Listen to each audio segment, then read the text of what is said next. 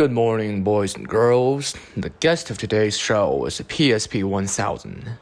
And this is a handheld gaming console introduced by the Japanese tech giant Sony in 2004. Yes, you heard me right. This thing is almost 20 years old. Featuring a whopping 480p 16 million color display, a 333 MHz processor and an eye-watering 32 megabytes of random access memory, the PSP is no doubt a bona fide relic. It has no Bluetooth, uses awkward proprietary memory sticks, and features a disk drive. In today's world of thrifty solid-state devices, the PSP feels like some prehistoric monstrosity. In comparison, the iPhone 12 Pro filming this video has 20 times the RAM and 10 times the CPU frequency than the PSP 1000, all running on their full might to help the government and media conglomerates collect my information. But anyways, what I'm getting at is, the PSP has definitely seen better days. About every feature of the PSP is becoming obsolete. A mobile device in 2022, a third of its size, absolutely dwarfs the PSP in terms of power. The games offered by these modern devices also has better graphics, more refined controls, and just in general, a more abundant experience. If you're only drawn to graphics, the PSP is not going to impress in 2022. So why would I own this piece of outdated tech from 20 years ago? Over the years, the scope and definition of gaming had broadened greatly. I would argue that gaming in 1990s, where it's one of your few windows to connect with the world, is a completely different experience than playing a game in a 2022 household, saturated with technologies that's taken for granted, making only to satisfy our bloated superficial desires. And active gaming also changed accordingly. Thanks to the technological advancements in the past decades, modern games offer a more abundant experience and grant more gratification. Many of these changes are very exciting, but not all of them are great. I do like how talents and hard work in video games are getting the recognition and respect that they deserve. But with the boom in availability of consumer electronics, a lot of shitty games also popped up. And a lot of things were done to complicate the simple act of gaming, which I don't approve.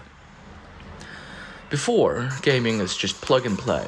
I insert the disc where I initiate the file, the game runs. I could really appreciate this straightforward process. My time is spent gaming, not opening accounts, logging in, downloading frequent updates, and humoring the captcha bot to prove that I'm a human, despite the differences between me, a sentient human being with independent will, is really getting blurred with robots. Wretched drones of mass manufacture, deprived of creativity and love, ultimate servitors that serves whatever the system needs. About every single game now requires you to be connected and registered, plugged into the big mother machine so you have nowhere to go and nowhere to hide. Like seriously, fuck off, game. I could go on and on and on about this, but I'll save you the rant.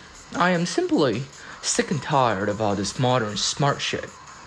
And this is why I could appreciate the PSP, something without all the trackers and the advertisements and the robots. It is simply a device that will play games for me.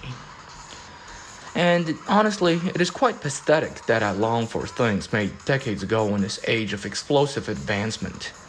It is a tragedy for me, you, and every damned critter in this world. This makes my video and collects my information so it can help its masters better form me into a brain-dead consumer who asks no questions. This does my art, which also collects my information so it could help its masters better form me into a brain-dead consumer who asks no questions.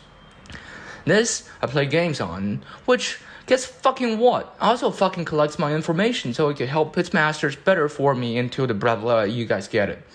An ideal subject, read-only node that passively receives products and ideas. And I'm not just comfortable being an animal in a highly automated farm. A highly automated farm is what we are becoming. Effortless and instant gratification, doped up with pills prescribed to us since childhood, perfectly industrialized roaring and slaughtering. Seriously, kids, look around you. You got advertisements integrated into your smart TV. You got a recording device in your living room that'll order your fucking toilet papers for you. You got smart coffee pot and smart browsers and smart fucking this and that and smart fucking everything that grants the illusion of technology and innovation but really has no genuine purpose other than conditioning you to think less and consume more.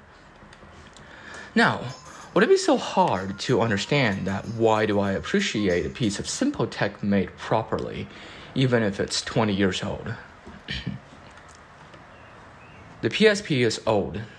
Not just the technology, but the physical consoles are also deteriorating.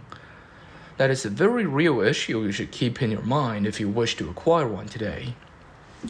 The plastic age, display fade, buttons become softer and less sensitive. Dust, grime, corrosion slowly takes over.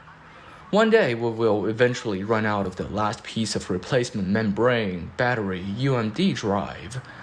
The combination of overwhelmingly powerful new devices and rising difficulty to repair will eventually drop that final death sentence.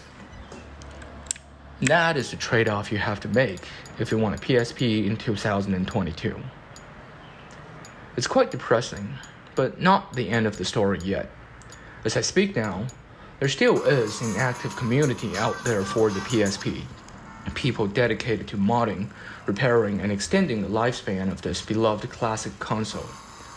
Just like our own civilization, old generations get old and die.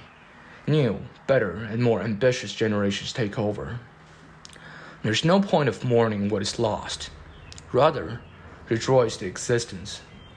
Its glory is forever written into glowing faces of teenagers and adults alike. Preserved forever was the inspiration and joy it brought to this little blue planet of Earth.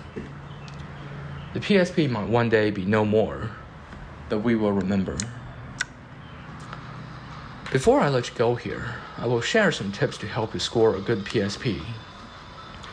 As you can see, the one I have is beautifully preserved. Aside from luck, I do have some other tricks for you. The first trick is to avoid bulk sellers. There are nothing wrong with them. It's just hard to describe each of the 2,000-something PSPs they have accurately. The one you receive might differ from the one in the picture, and that leads to a whole can of worms. The second trick is to stay in the market for a bit longer. Used PSPs will keep flowing into the market. Be patient and don't jump the gun. Ask questions. Whatever issues, concerns, questions you got, throw them at the seller. If the seller is too self-important to even answer your questions, just avoid the fucker altogether. The third trick is to balance your expectations. Given the ripe age of the console system, the chance that you will receive a truly mint, pristine, flawless system is, well, minute. Be ready for unexpected issues and breakages further down the line.